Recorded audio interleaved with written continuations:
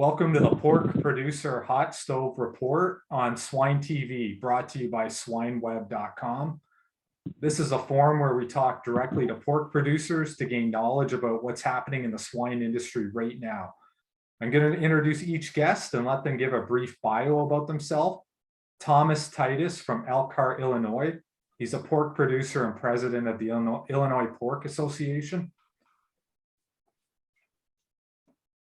Hi, thank you, Jim, for allowing me to be on the call with the group today. It's certainly nice to be amongst such influential individuals from across North America.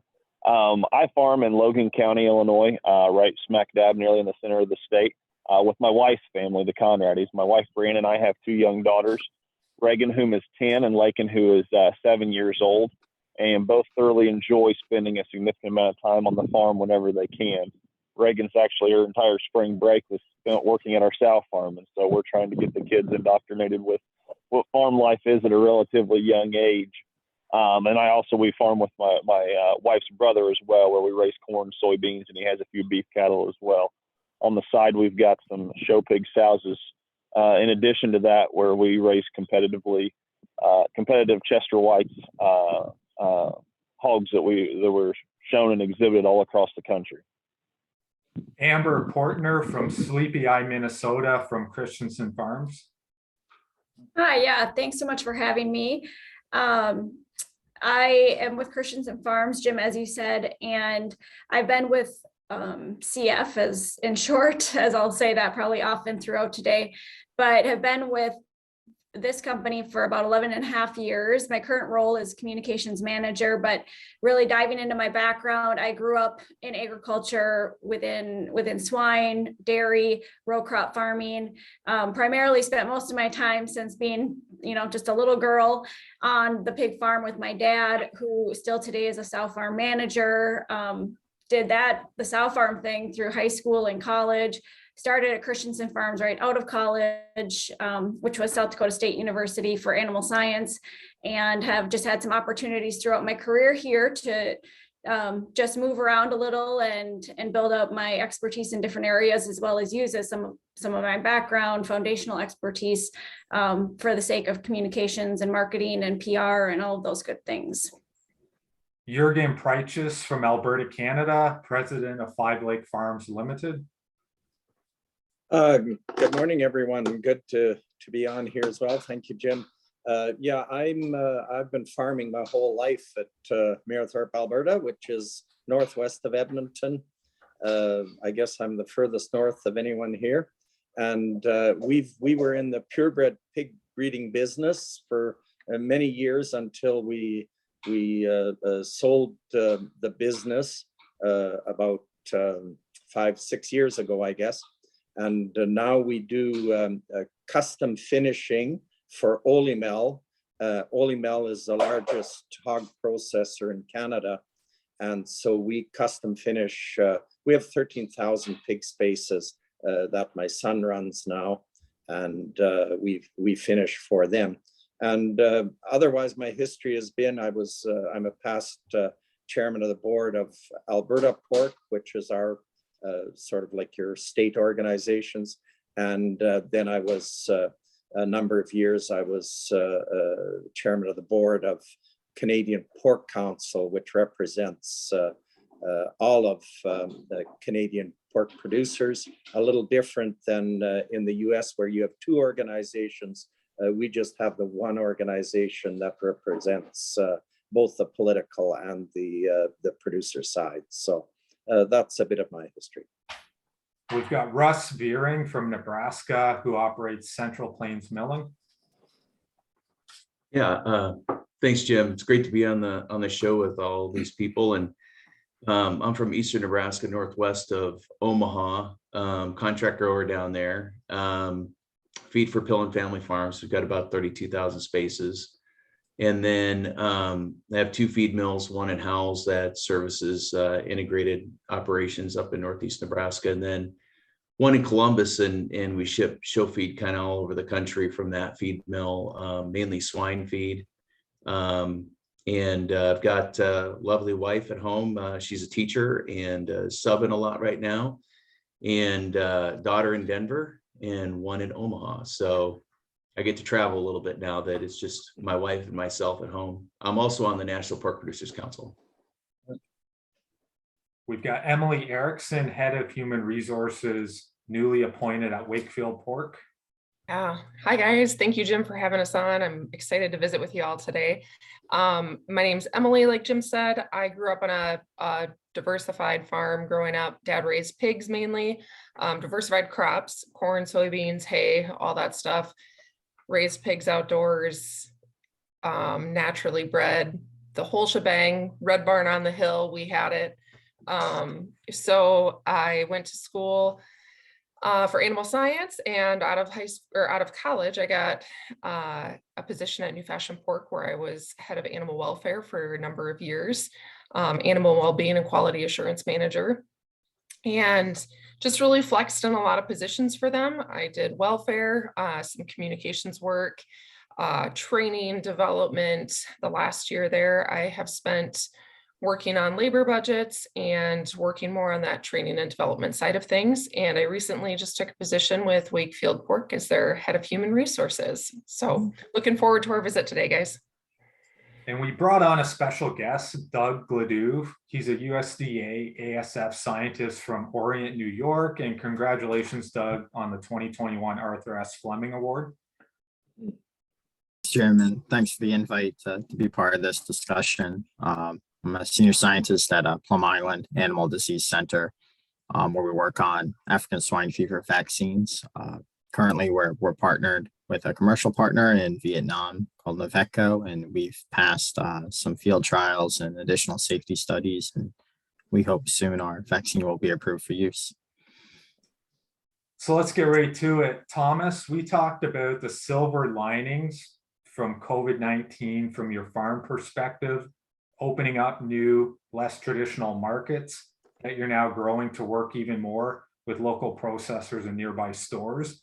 Can you touch on this? Yes, I mean, during COVID 2 years ago, I mean, it seems like it was forever ago at this point in time. It was very tumultuous, and I mean, we were challenged like every other producer across the United States, and I'm sure in Canada as well, where I mean, we had no home for our animals to go, and given our size, that allows us to be a little bit more dynamic than some. I mean, we're 650 sow farrow to finished family farm, and so for us to move one semi-load of pigs to a new location puts a big dent in continuing our production flow, which is continuous. And so during COVID, I mean, we reached out and we worked with a number of folks from across the United States. And whenever I say that, I mean, we sent pigs to about 18 different states during COVID. A lot of those were due to relationships that we have from the show pig producers that we work with in various geographies throughout the country. And so we were fortunate in that regard, but at the same time, more so on the local level, we just started booking dates at local processors, as many as we could get, as fast as we could get. At first, we thought we would be just giving the pigs away there in April of 2020. And then all of a sudden we realized there is an actual value here. And we're able to sell a significant number of animals directly to consumers that had never done it before as they're entering grocery stores. Those meat shelves were barren. We all remember what those times were like.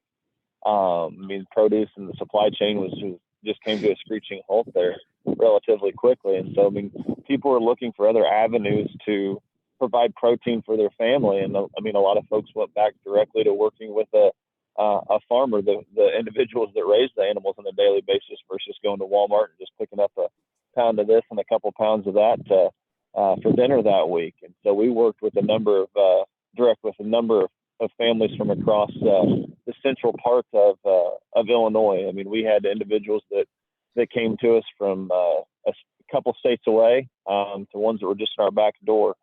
And so, I mean, we feel very fortunate during that. And so we also started working with some local grocery stores from a retail standpoint as well through a private label that we created. And so that's provided a different avenue for us to continue to grow our farm, because we do have five young kids that thoroughly like to be involved in the farm each and every day. And so this is just one additional way that we can continue to diversify our offering our size allows us a bit of flexibility, and we still have that personal touch with everything that we do every day. And so, though COVID was extremely challenging at the time, but in hindsight, we feel that we handled the situation as good as you possibly could have. So Amber, sustainability, that's a big topic. What about CF's journey and approach to sustainability? Yeah, sustainability, right? That's a loaded term for some or for many, if you will. I think for us, it's been quite interesting. I mean, I'm pretty positive within this group for sure, and a lot of people across the industry. I mean, you see a wide range of where people are, I think, engaging and leaning into the sustainability stuff, if you will, to where they're kind of not so sure where to go with it yet. So part of it for us has really been, I'd say since 2018, has been having a more formalized focus on what sustainability first and foremost means for Christensen Farms, because without really understanding your foundation of what it means for your own organization, for your culture, for your people, and the things that might come along with doing some of those things, let alone the things we're already doing to be sustainable. We just didn't have a label for it beforehand, or didn't market it that way, if you will. It really takes building that foundation. And so I think since 2018, we've created on purpose more of a task force that we don't have any one individual that necessarily, I would say, is a chief sustainability officer or a team that's solely focused on that. It's really a team that all plays a variety of roles within the organization. They have their own actual day job, including myself, that doesn't just include sustainability. But what that offers is it brings such wide and broad perspectives on the topic, from those who do lean into it to the cynics of the world. And so when you kind of bring all of those different personalities and thought processes together, we truly believe that that's been helping get us to where we need to be. Fast forward to today, part of that work and educating ourselves within that team, within our leadership team, has really brought us to this point in place where one element has been putting together a more formalized sustainability report, which I'll talk a tiny bit about, but I won't get too far into, but also to this place and goal of continuing to build within our organization what we call the sustainability lens or culture. So it's really about literacy within sustainability. And one thing that became apparent in the last couple of years has been sustainability and the interwovenness of that with what we call enterprise risk management. So we quickly learned it's a bit of a gray zone, or kind of rooted together between risk within a company and sustainability. And so I think a lot of people can look at that and say, hey, sustainability is either a risk to our organization or it's an opportunity. We look at it today as an opportunity, and honestly, perhaps a risk not to have any focus on it, given the pressures from consumers, from investors, from retailers, restaurants continuing to grow. And I'm not blind to know that there's another stakeholder group in there that puts some pressure on some of those areas too, but we won't go there quite yet. So I think it's all of those things kind of come into what we're mostly focused on today. And I'd say I'd maybe break it down into 4 areas of our commitment. And so first is really our focus on prioritizing impact versus image. So I think we can all know when we see the different area organizations and people that are perhaps greenwashing a bit, or putting goals out there that are a little bit moonshot, if you will. And that's just not where we're at. We really want to build a foundational culture that means actual impact within our organization, that also sets us up, I'd say, with external stakeholders from vendors, from NGOs, with our associations, you name it, really building relationships to help us understand what's coming around the corner, what do we have to be watching out for, how can we be opportunistic before the image side, which that should just naturally follow, quite honestly. Utilizing actuals versus models. So I think when you get really deep into it, you're talking about life cycle assessments, you're talking about your carbon footprint, you're talking about all of these things. And there are so many models out there.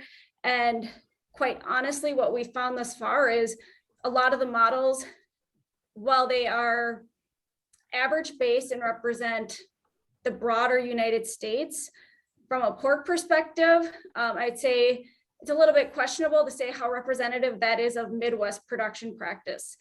There's all geographic differences amongst or across our nation. So really understanding how that impacts your efficiencies and your carbon outputs and all of those things, geography plays a huge role in that and what your overall life cycle analysis is. Methodical versus moonshot. Again, we want to be thoughtful. If we're going to set goals, it's going to be thought through. We're not running through this. We're walking. We're going to make sure that what if or what we set is something we feel that, yeah, it stretches us, but it's something we know we can achieve because we've done the math. We've figured out how we can actually get there and not just throwing necessarily a number out there. And then I'd say last is really just being a pioneer and advocate within ourselves, within our company, if you will. And that does kind of go back to us just finding our own path, I would say, and understanding what our own life cycle analysis is versus industry based. And it's not to go against industry, it's just more we want to understand our baseline and how we can as an organization make an impact regardless of how incremental that truly is amongst the entire industry and the whole cause, if you will. But yeah, that's kind of where we're at. And it's been a journey thus far, but one thing we continue to learn is once you learn one thing, that grows legs and arms. Once you learn another thing, it grows legs and arms. So I feel like I'm back in college, perhaps. I know, Russ, you had an interest in this topic. Yeah, actually, Amber and I could probably talk quite a bit about that. So we've been focusing a little bit on environmental social governance as well. I've been talking to a producer that's got a QR code on his pork already. Doesn't really have an ESG tied to it or any kind of a life cycle assessment, but I'm right on the verge. I partnered with a guy out of Minnesota, and we have a company called Environment, and so we are going to have a life cycle assessment that is going to go to the Vera board here real quick. It's about a 70-page report. We set up a system for capturing carbon credits on our grow finish facility. And it does have to do with a little bit of technology that we added to it from a standpoint of capturing greenhouse gases. And it's a really interesting, it's a long, arduous task to put it together and get it done. We partnered with a company out of California that does this kind of stuff. They do a lot of it in the methane, putting scrub gas into the natural gas system. I know that Dodge City, Kansas has a deal down there with the packing plant that's in Dodge City. They actually do put gas into the pipeline there. The California carbon credit is worth a lot of money. It's $200 per carbon credit. We've been able to scrub about $17 per pig space out of what we've got. And so we're pretty excited about that. And our intention is just to help producers, lower their break even, capture these carbon credits, and that goes into sustainability. So that whole part of it, which is, if you look at the whole football field, yard 1 to yard 100, when you start putting that life cycle assessment together, you have the cropping, the seed going in the ground, Thomas, raising corn, and then you go into the feed mill, and then you go into the production system, and then after that, you go all the way to the packing plant to the retailer. So what we actually have as a position on our system is about 23% of the whole, 23 yards of the whole 100. And so, and that's what brought us into the ESG side of it, because we are going to start forming an alliance and a relationship with the producers that supply our grain and getting that information, bringing that into what we're doing. And then I think that we'll be able to have enough partners on the other side to help us with the the system that comes after the live animal. So we've been working on that pretty diligently, and it would be fun to catch up with you on what you guys are doing as well, Amber. So it's been a fun journey, and you know, I think that, well, just give you an example, one producer I've been talking to, he raises all his own grain, you know, feeds his pigs, all those nutrients go back on his fields. I mean, that is an amazing system, and it's super sustainable. And that's a message that we need to take out to all of the population of the United States. Yep. So Jurgen, I know you had some concerns about how do you deal with the dangers of ASF, and it's timely that we have Doug on today. What were your thoughts on that? Well, I think as certainly us in Canada know, but maybe the Americans as well, is our industry in Canada is absolutely dependent on exports. 70% of all our pigs born are eaten somewhere else in the world. And the danger, always the biggest danger for us in this country, is if we were to get a foreign animal disease such as ASF, our borders lock tight the next morning or that night, and our industry's dead.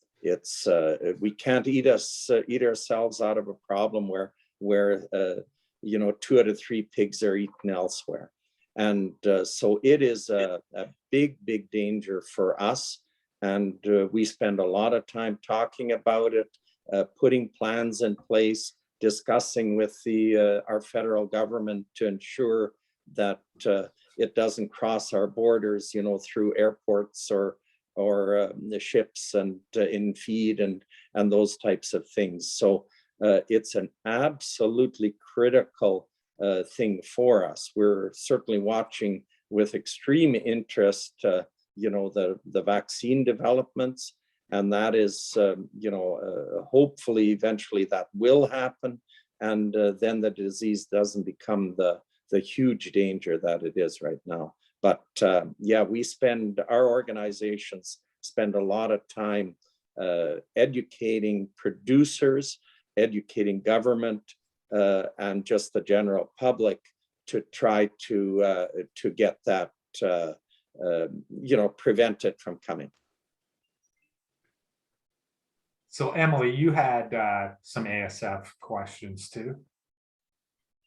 Yeah, I just, man, that's it can go any direction here, but you know, I think like more specifically along what you're saying, Jurgen, just related to biosecurity and some of those pieces, like, yeah, you know, 3 years ago when it first broke in China, there was massive outcry in our domestic industry about it coming in, and I think a lot of producers took some efforts to attempt to prepare themselves, and it's been very curious watching that evolve in the industry, where for some it's no interest whatsoever, and for others it's, you know, they've got their secure pork plan in place, and they're concerned about the border developments and what that looks like, and in that also the state board of animal healths that are getting together and coordinating all of that too. So if anybody has some general comments on that and the states that they're dealing with and what that looks like for them, that's kind of just always been a topic of interest for me a little bit.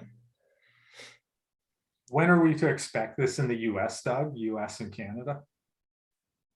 Well, right now the vaccine we're looking at approval in Vietnam.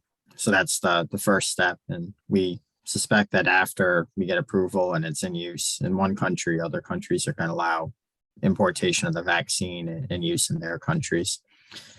Our vaccine candidate is a live attenuated vaccine candidate, so that likely will only be used in outbreak areas or areas where of high risk near outbreaks. So we don't expect that the US is going to use an ASF vaccine if there is no ASF in the United States at this time. So Thomas, as IPPA, or go ahead, Russ. You know, Jurgen, you brought up a really good point about trade and, you know, the United States, this is on NPPC. I just have to bring this up, you know, $63 per hog marketed in the United States is added by excess trade and 110,000 jobs and, you know, 8.1 billion to 100 countries, 29.4% of last year's total pork production. So it would be devastating to our country. And we're also focusing on Puerto Rico and Dominican Republic, you know, trying to make sure that we keep, there's been really good communication between, you know, our USDA and what we're doing down there.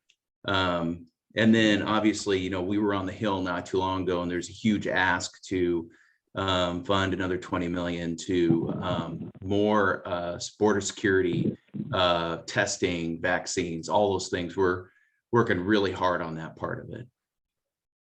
Okay. So Thomas, your goal as IPPA president this year, can you talk about your goals and why it's important to give back?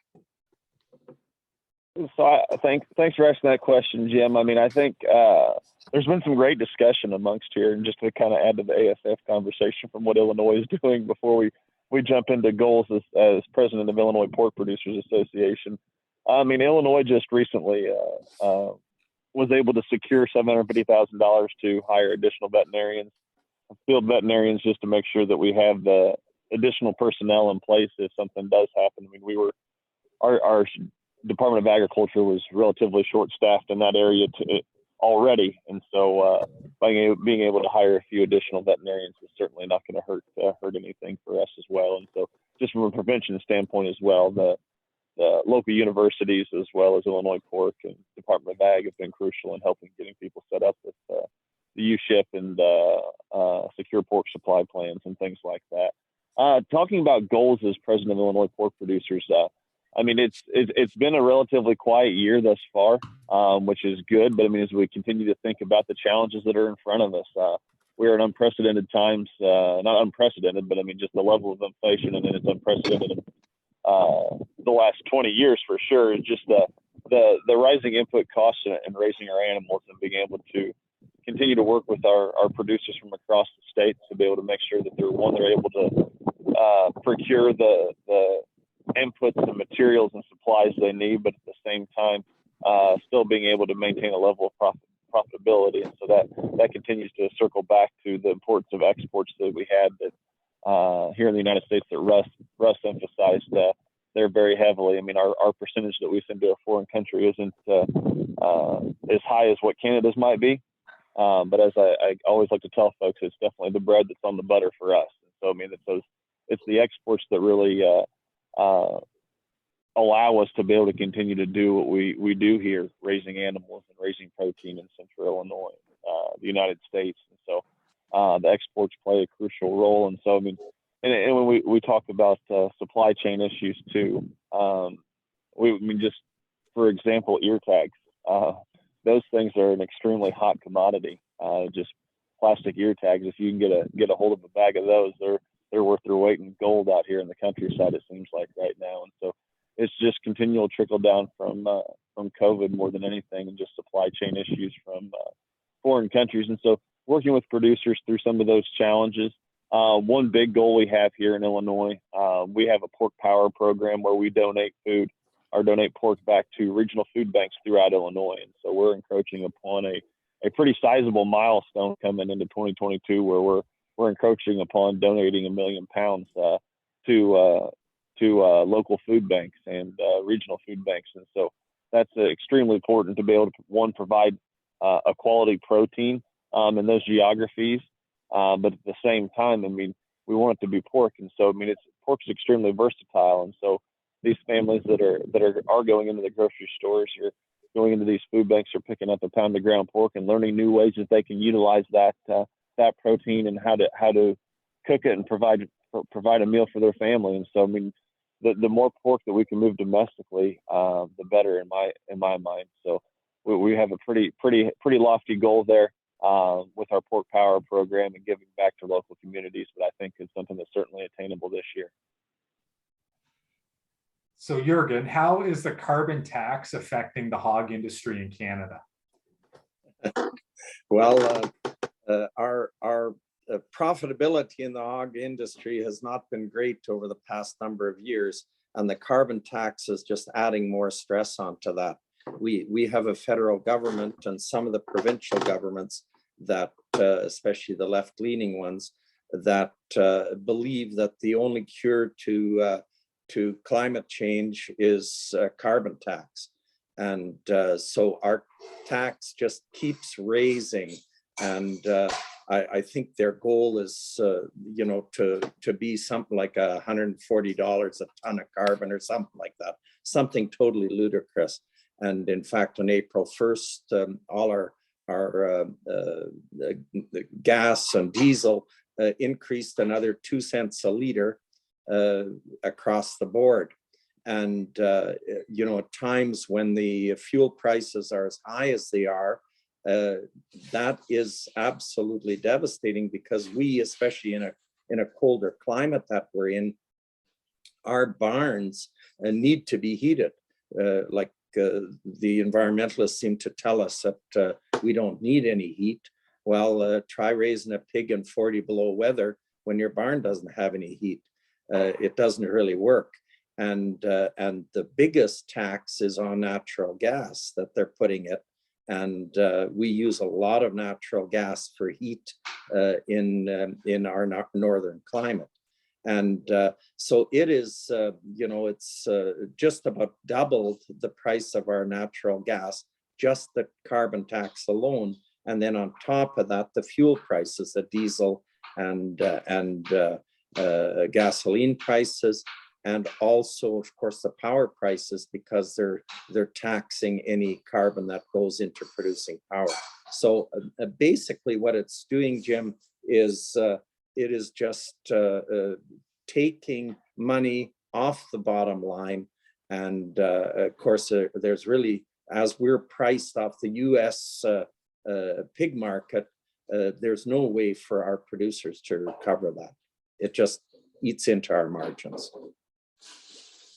Hey, Jurgen, I got a question for you. Where did those funds go when that tax, what is that being appropriated to? Well, as a good socialist government would do, they know they can spend that money better and distribute it better amongst the population than we could spend it ourselves. So what their propaganda is that they're giving more money back to people than what they're collecting, which of course, that's only rhetoric. We know that isn't true. But what they're doing is so that the general population doesn't have a big uprising. Everybody gets a carbon rebate. And so those that use just a little bit get actually more than what the carbon tax costs them.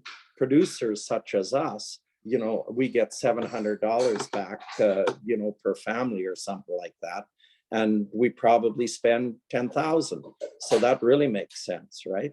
And, but of course, as our federal government, which is quite left-wing, way better how to spend our money than we do. So Emily, we've talked over the last few months, and what continues to come up is the Great Resignation. So how is the pork industry responding versus how it needs to? Yeah, I thank you for this. It's something that's super, it's just a subject that's really intrigued me especially the last 6 to 8 months or so, just watching more of this play out. I think about a year ago, people were really starting to start talking about this, and they're starting to have conversations about this and what it looks like. And, I think that it's affected our industry pretty heavily on a industry where we're already short labor, and now we're losing more, or people are choosing different, right? The Great Resignation, it's not just about people leaving their jobs, it's about people choosing what's best for them and their families. And so it might not equally align with how some organizations run in our industry or how some producers run. And so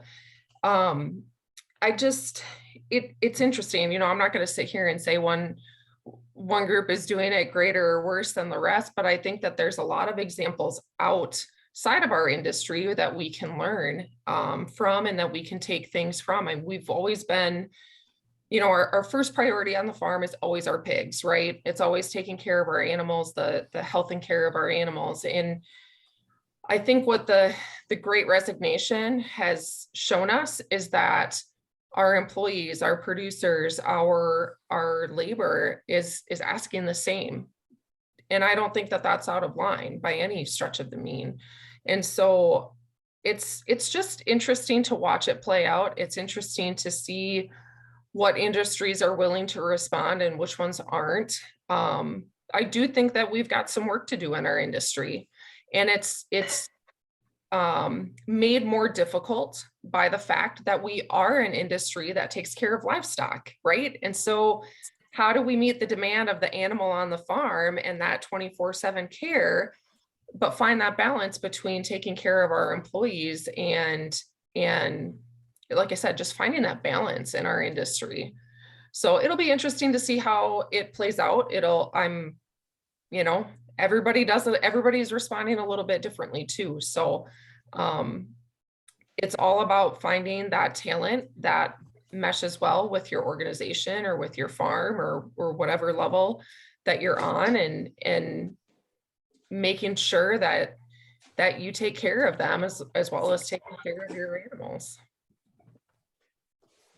Jim, if I might just tack on to what Emily, you shared, because definitely agree with the track you're going down. And, you know, not unlike, you know, New Fashion, Wakefield, and all of the other producers, and really the egg community as a whole have seen this.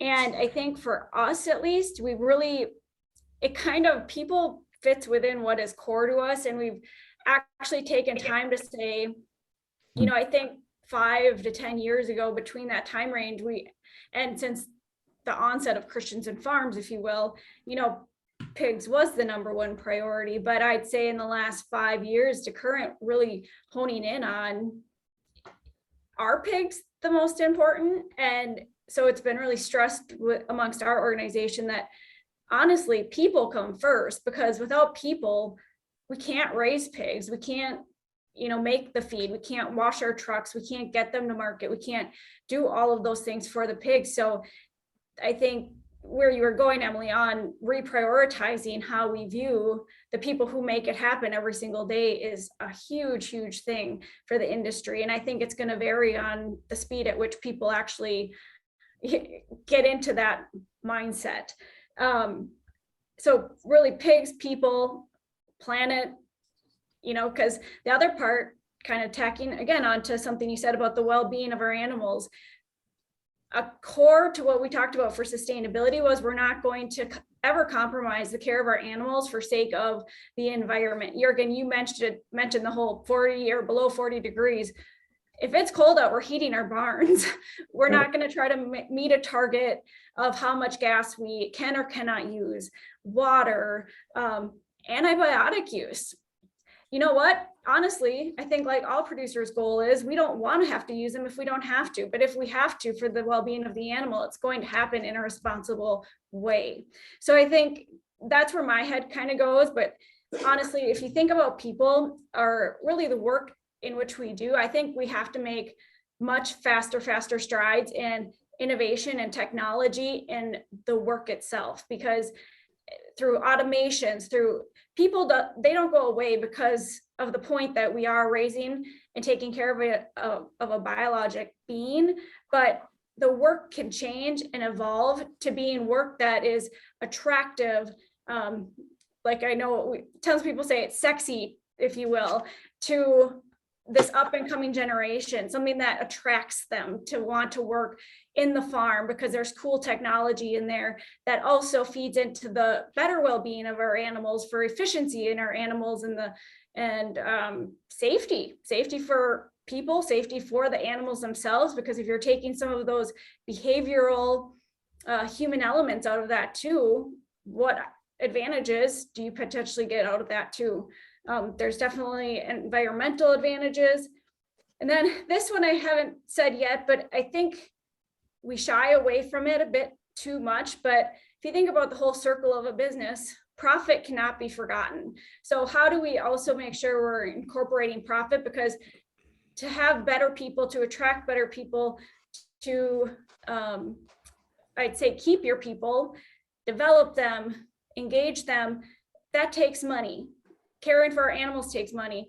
Caring for the environment takes money. And just to keep things rolling every single day, business continuity, that takes money. So I think there's this whole circle that sometimes goes untouched, but it plays directly into people and being able to operate our businesses. The best part about the Great Resignation is that people have told us what they want. People are telling us left and right, they want flexibility in their schedules, but it's not just about flexibility, it's about trust to get the job done. They want their employers to trust them. So they're literally this entire generation of workers from 20 to 60 years old is telling us this 9-to-5 deal that we had, it's not working for us anymore. And we want something different. And here's what we propose. And so the beauty of it all is that it's right there.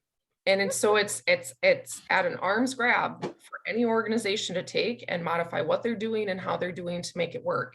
Does that mean we forsake the animal well-being? No, absolutely not. But it means thinking outside of the box. Do we work 4 days on and 4 days off to give them 2 extra days at home? Do we work in split shifts? Do we step outside of the way we've always done it and start thinking about new and fresh ideas on how we can make it attractive to people and get them in? Like I said, they're laying it all out there for us. It's up for whoever wants to grab it and whoever wants to take it and run. And we're seeing this in other industries. It's time for our industry to start grabbing hold and gaining some traction with it, because outside labor markets are not the answer. They are not the sole answer. And if you're putting all your money in one pot, it's gonna bust open one of these days.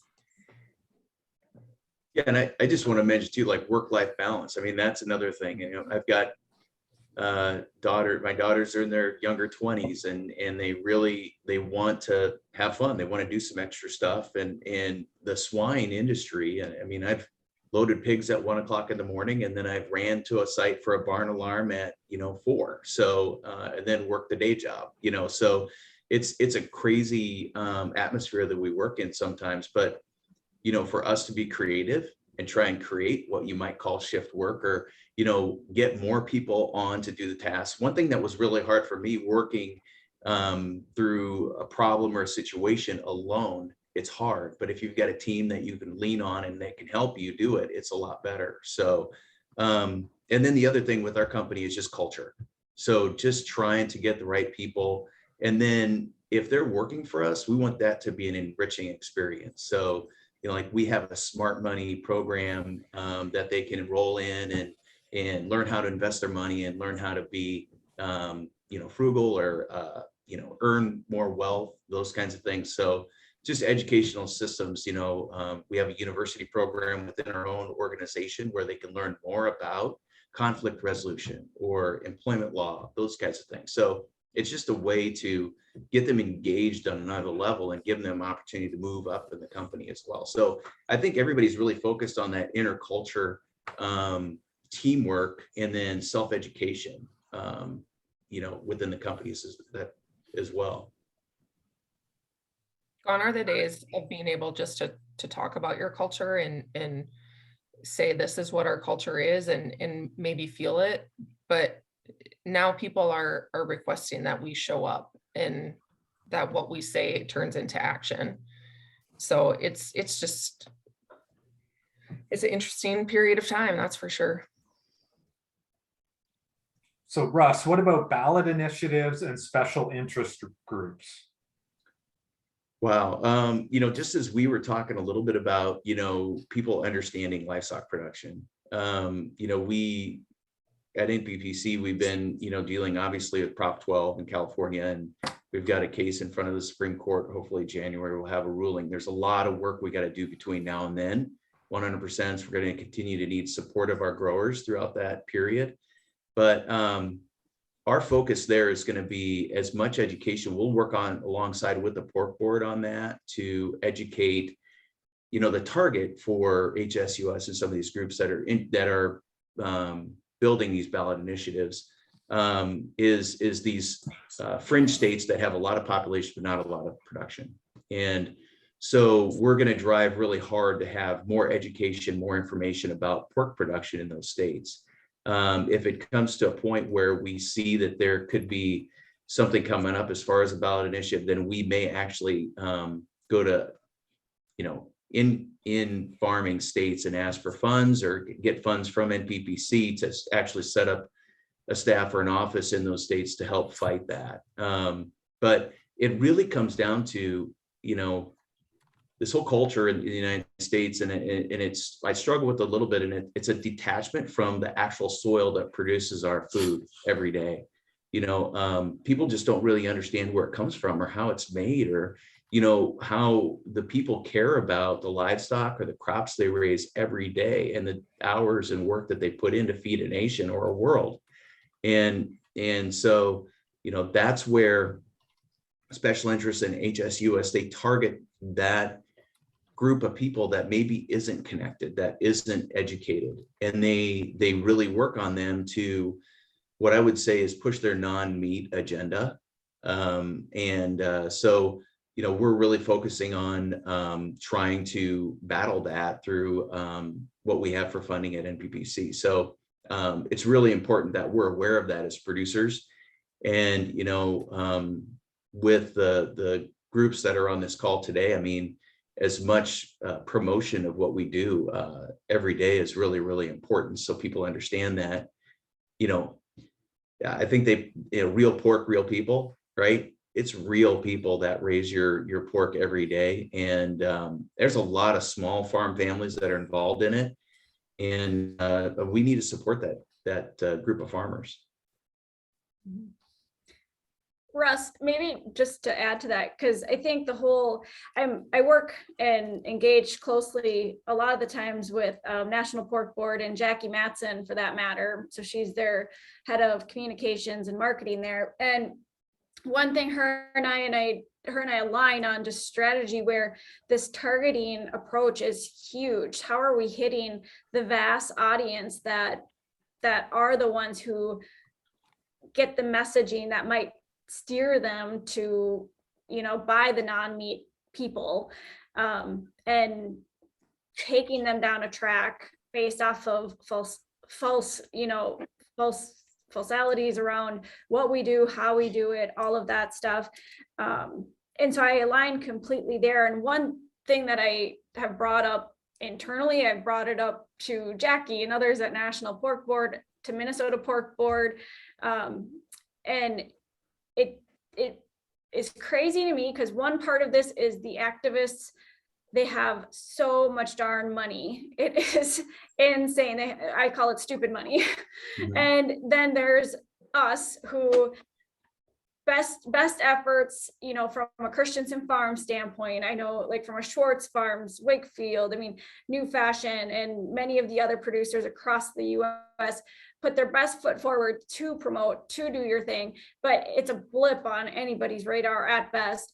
And National does their best too, and there's just not enough money. And I don't know that we'll ever have the stupid money activists do, but always in my head that it gets me quite frustrated is when I see just whether it's competitiveness or just ultimately disparaging across our ag community, across livestock sectors, and the question that comes into my head is, would we not be more impactful if we somehow, not saying we have to disband National Pork or the Beef Council or any of that, but is there a time at which we come together on some of these efforts and be holistic and strategic with our dollars in that manner, from a promotional standpoint, from a targeting standpoint, keeping that in mind, versus trying to independently go at this that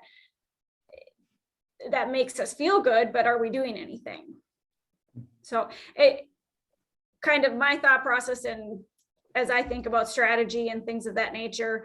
Don't have the silver bullet by any means. None of us have it yet, but yeah, more open to comments and feedback there. Well, I know that with the long-range strategic plan that National Pork Producers Council put together, along with Pork Board and key influencers in the industry, hearing from Christensen and Wakefield and Schwartz and all those guys. I mean, you know, we are focusing on trying to appropriate funds correctly between those two organizations and utilize those funds as best we possibly can. Now, if that means the tip of the spear is NPPC, that's what we're using. If it's going to be Pork Board, we're definitely going to use that. One thing that I'm really focused on is if we're going to do a sustainability research project, it's going to be done by Pork Board, and that data and information is shared by NPPC. So your money's spent better, you know.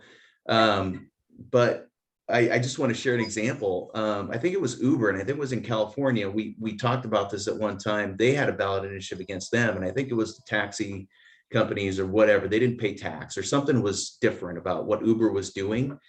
They defeated that ballot initiative, and it cost them, I think, $50 or $60 million to defeat that ballot initiative. So it is literally, my words here, it's a spit in the bucket what we have for funding to fight the other side.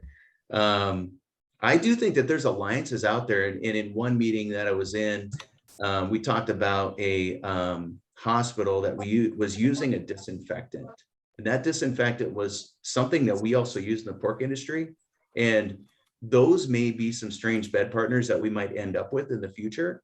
And we need to keep our eyes and ears open to that kind of stuff as well, because these groups are not just, they're not just attacking animal agriculture, they're attacking a lot of other sectors that I think we need to align with if we continue to focus on the barnyard. And I think that that's definitely, we have to, but there's other directions that we can go. And I'm excited for the direction that we're going with NPPC. And I think we're going to find those other forms or sources of revenue or support against the activist groups.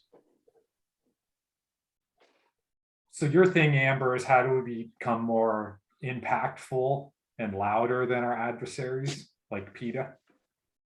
Yeah, that's the question. No, I mean, I think, Russ, you hit on quite a few things that I've thought about and that I also know is, you know, currently evolving and happening at the national level. I think some of the other things I know we've woven into what we do is really trying to build up programs within CF that help us build advocates within. And so really arming your own people with enough knowledge and confidence at the end of the day that they can feel okay about if they get asked a question. But it would be even better if they go out and they spark a conversation about X, Y, or Z. And so really, you know, it seems small, but I think starting from the core within can be super impactful if everyone's doing it.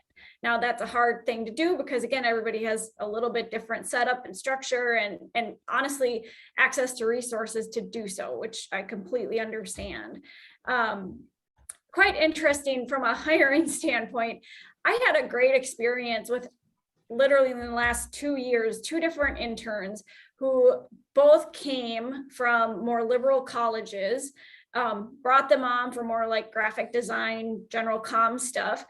But after weekends, you know, in the summertime off with friends, both of them had come back with different examples of being with friends that like were vegan and like anti-meat.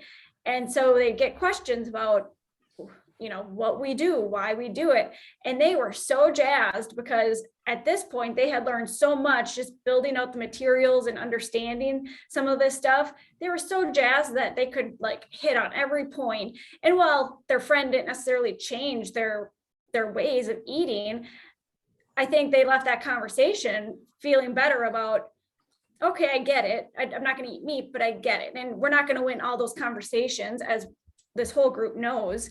But I think there's something to be said about hiring in people too. I mean, I get we have to be careful, but hiring in people too that aren't necessarily the prime candidate that we would think on a day-to-day basis.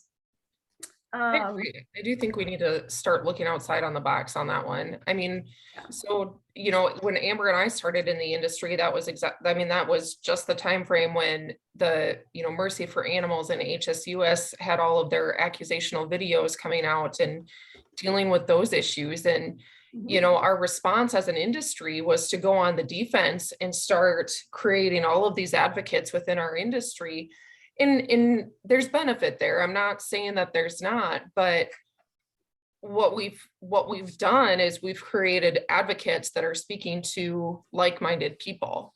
They're speaking to other farmers, or they're hitting the notes with other producers. And so now when you have a conversation with college students about Meatless Monday on campus or PETA coming to campus, they're still on the defense and saying, well, how we do this is the best way.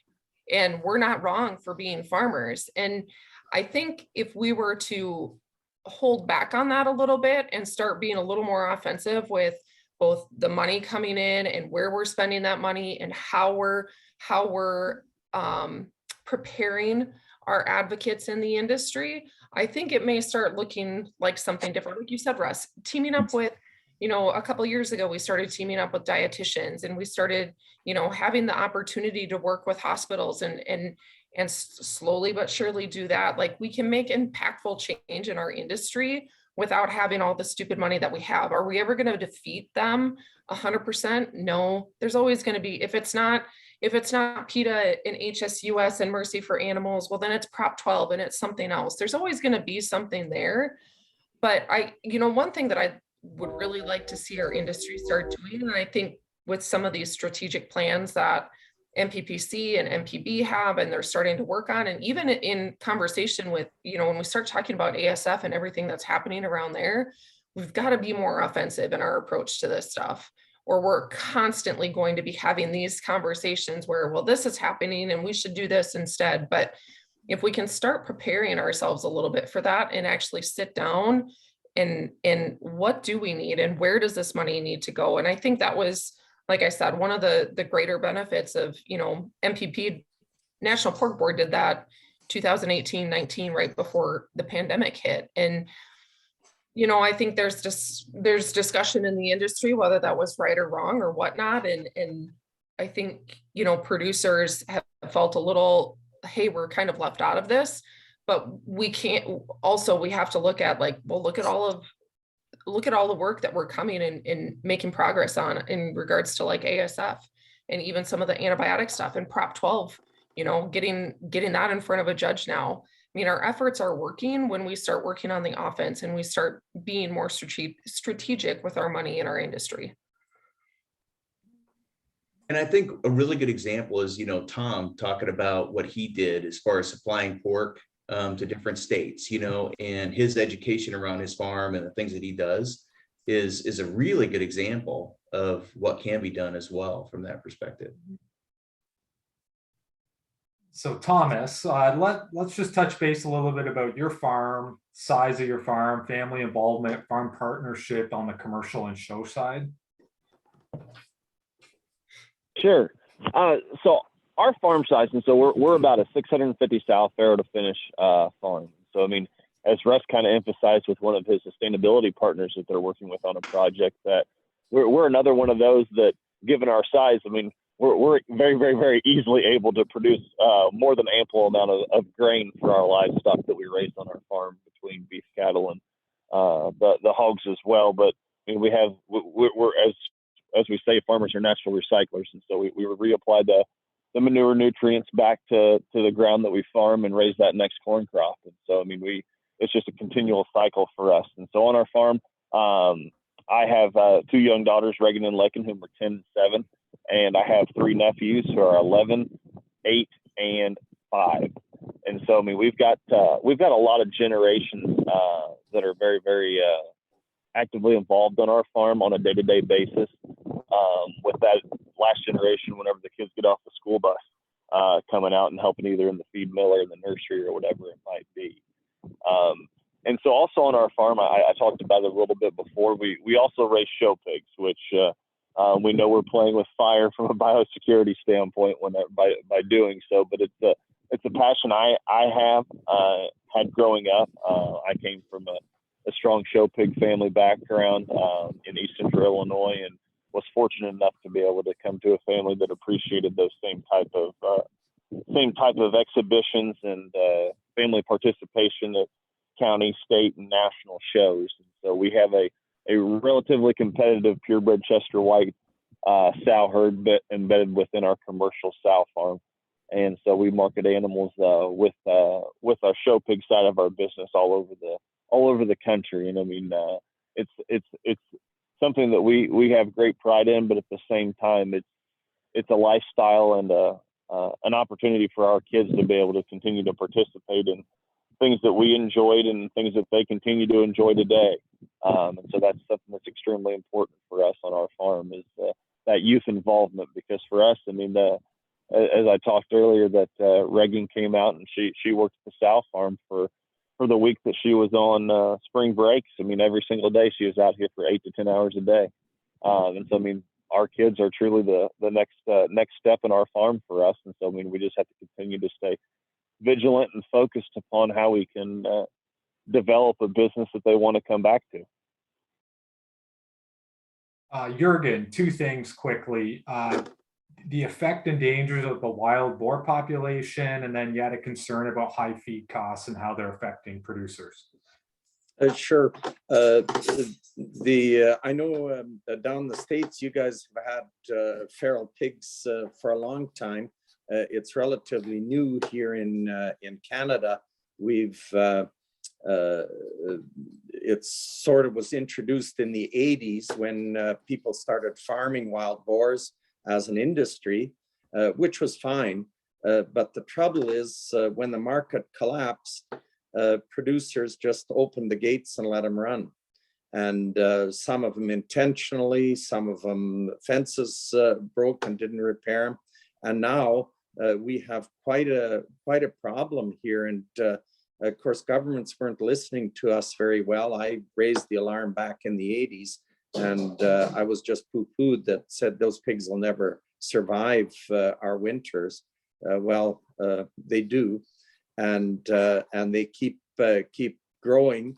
And hunters think it's wonderful, and they can go hunt, even though they're not very easy to hunt. But you can, and but nobody really worried about the damage that it causes, and then of course the risks of disease that it can present to our domestic herd.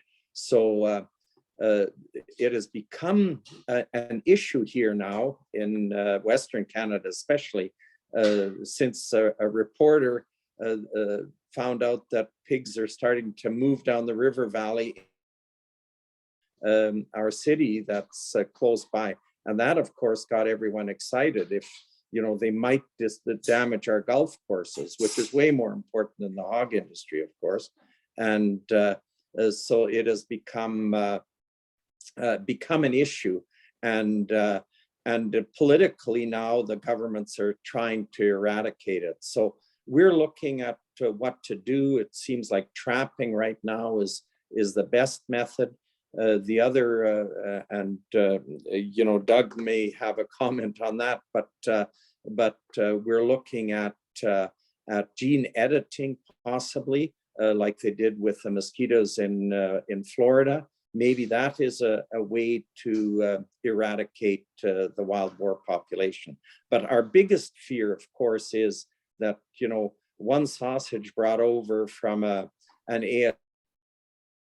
hoof and mouth disease country, and that is chucked out on the side of the road, and a pig eats it, and you have the problem that they've got in Europe. So that's where we're at on that part. And I'll touch the high feed cost later. Doug, did you have anything you might want to add to that?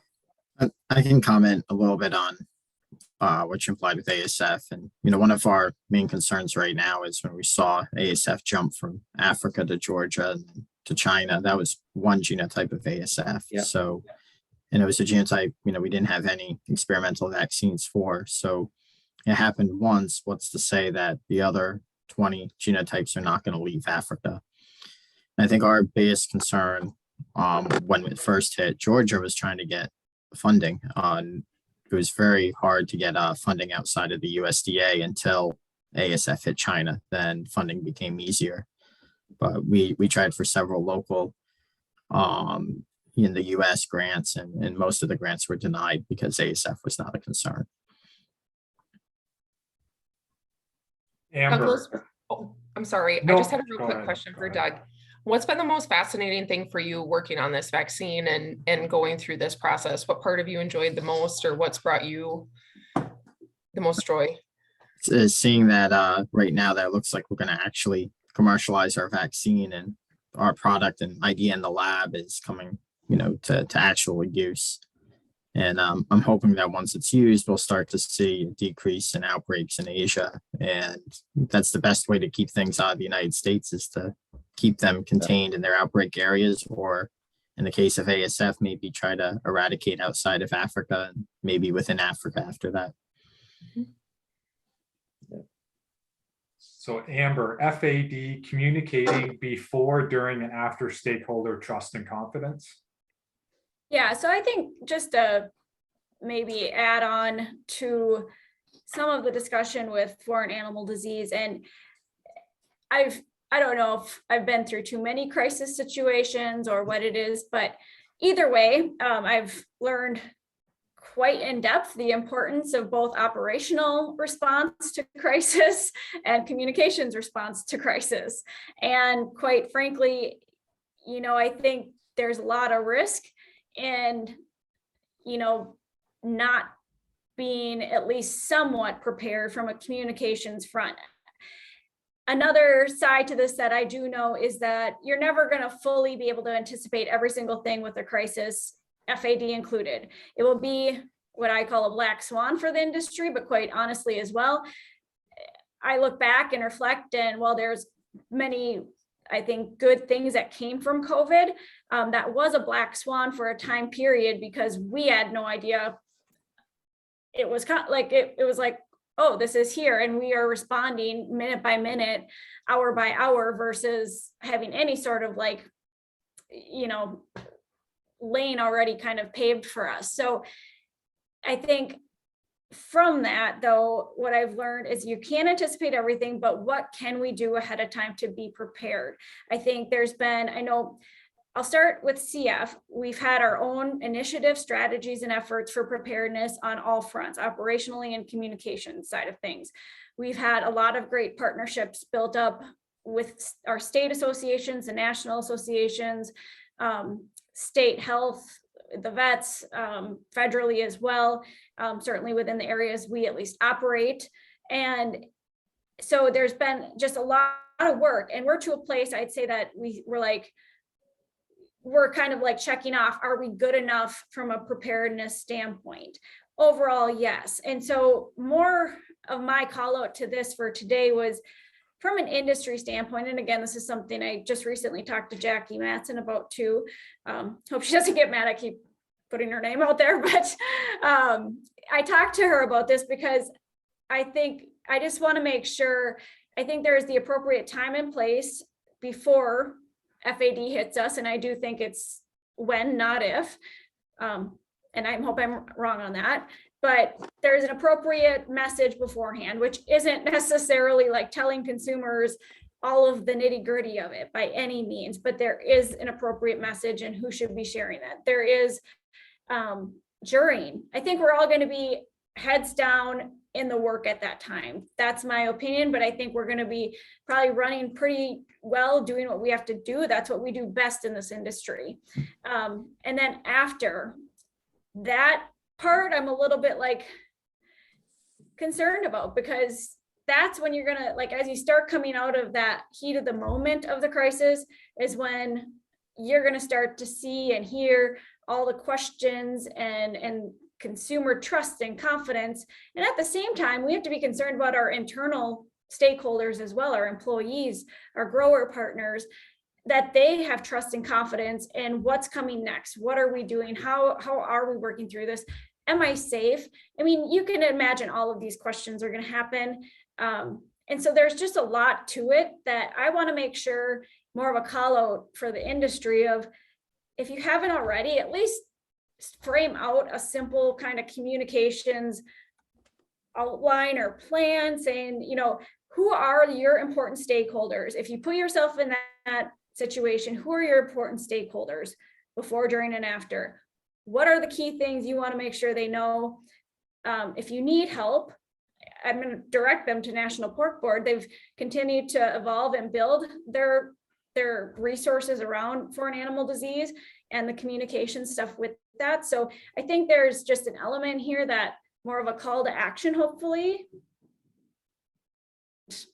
I think that will pay dividends long-term for those that engage in a little bit of that. I mean, you can only spend so much of your resources on preparing for crisis sometimes.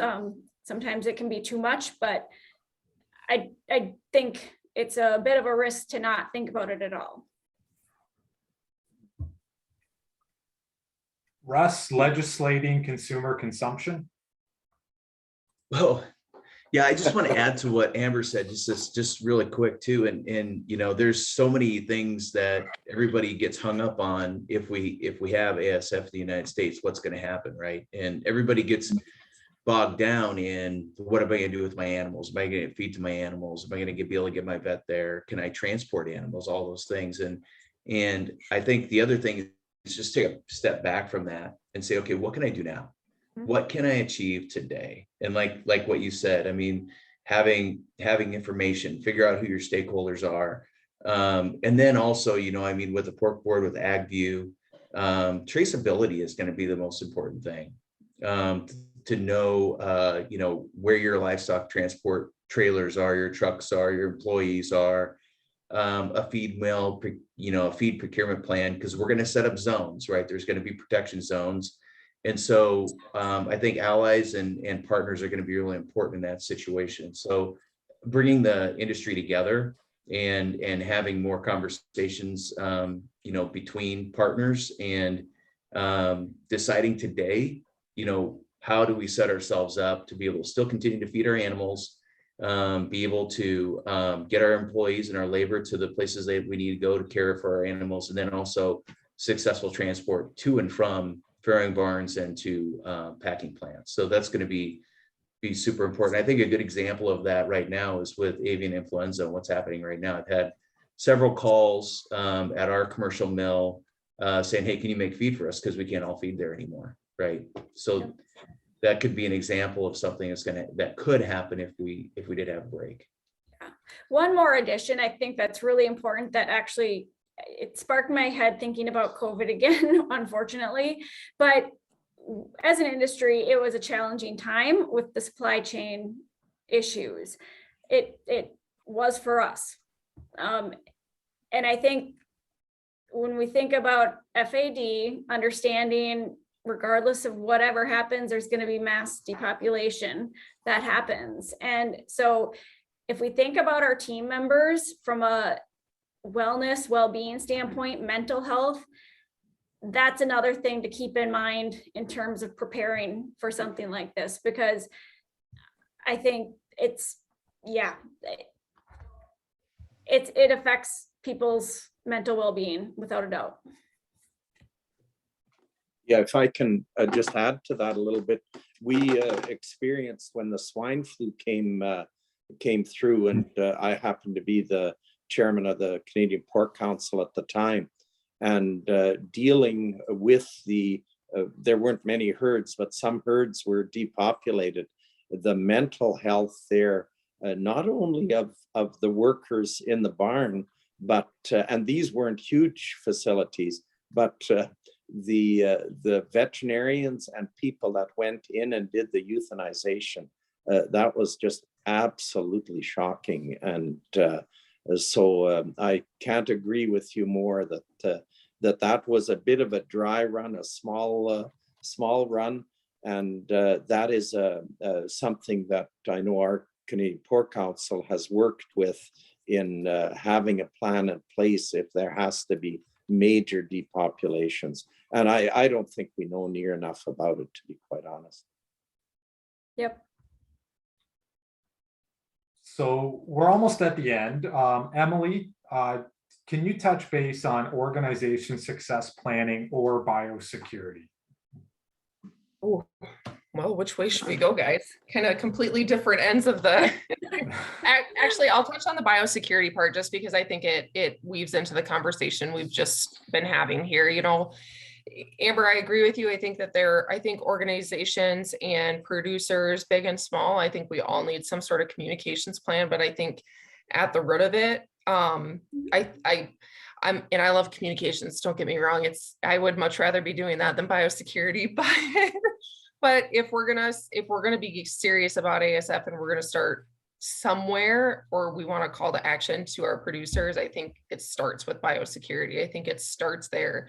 And Jim and I were talking about this last week just a little bit, and it's interesting, right, to watch our biosecurity and our industry evolve a little bit. And you know, back 7-8 years ago when we first saw PED and Delta coronavirus, it was a mad dash in our industry to put in all of these steps and protocols for biosecurity, right?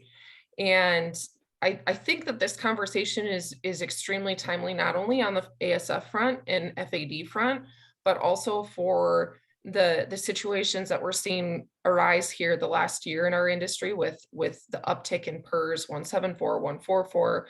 We've got PED coming back. It's hot. I think Nebraska, Iowa, it is lighting up really bad. Oklahoma, Kansas. And so kind of the question that I posed to Jim was like, what happened, right? Like we did so well when PED first came in. Is it just a viral change? Is it a hardiness change in those viruses that are making what we were doing not good enough anymore? Or is it that we just got lax? We felt comfortable, or is it a combination? You know, so I just kind of I don't think we can ever stop talking about ASF and FADs just from that standpoint, because we're living a bad situation right now in our industry with the mortality that we're seeing from these other diseases. And the one thing that we can't control when that disease comes in every single time, but we can control what we're learning about biosecurity, what we're implementing on our farms for biosecurity, how we're following up with accountability on our farms and with our staff on biosecurity. And so just kind of a rhetorical question. What came first, right? The chicken or the egg? Did we lax on biosecurity, or did the viral loads just change 100% for us? And it's just a new ball game for us. So I don't know if you've got any comments on that, Doug, at all from your standpoint, but. I think that the world's changed a lot, right, with movement of people. And I think the risk for disease has gone a lot higher. And like one of the things that I've shown before is, in 2007, no one cared about African swine fever. And if you look at where outbreaks are and you look at classical swine fever, which no one cares about right now, we're in a very similar situation. So, and that's just an example of another emerging disease. And classical swine fever had an outbreak in Japan. That they hadn't had classical swine fever in over 50 years. And the C strain vaccine in China is having escape mutants that are being found in the slaughterhouses. So at what point do those become virulent? At what time does the C strain not become an effective vaccine? And when do we see outbreaks in areas that haven't seen them? And all it takes, is one sausage, right? And that's probably only one example of a disease. I'm sure we can probably collectively think of a lot more that are not widely distributed throughout the world. Emily, to your question, I would say, I think too, for us, we look at it and it's a little bit of a mix. You go in and you investigate after, and in some cases it's, it was a bit of complacency, or, new people aren't as thorough, don't know exactly every little step, and perhaps yet the level of importance that has as it pertains to potential break in a sow farm or a finisher nursery, wherever. So I think it's a little bit of a mix. I do want to clarify though, for sake of prioritization on FAD and preventing that, trust me, I know the Corps is biosecurity and prevention there. My comment, just for sake of whomever watches this back, is more around the Don't forget it. supplementation. Yeah, Don't forget that piece. Yeah. because the heart of me, the core of me is on the pig farm, so I fully understand and agree. I just want to add one thing too, and just from a standpoint of feed ingredients and where we procure our corn or just dry distillers grains, and then now we've got more of a domestic supply of amino acids. So I mean, and then that's at a allocated situation right now as well. So it's hard to get those, but I think that's the other part of it that I think people I don't know, that we need to do more research on, or we don't know enough about. We're feeding those animals grains and vitamin premixes and all kinds of things that possibly could have some sort of a cross contamination that we're not really sure of as well. So we're going to wrap it up. One final rapid fire question to each guest producer on the show today. What keeps you up at night as it pertains to your day-to-day in the pork industry? We'll start with you, Thomas.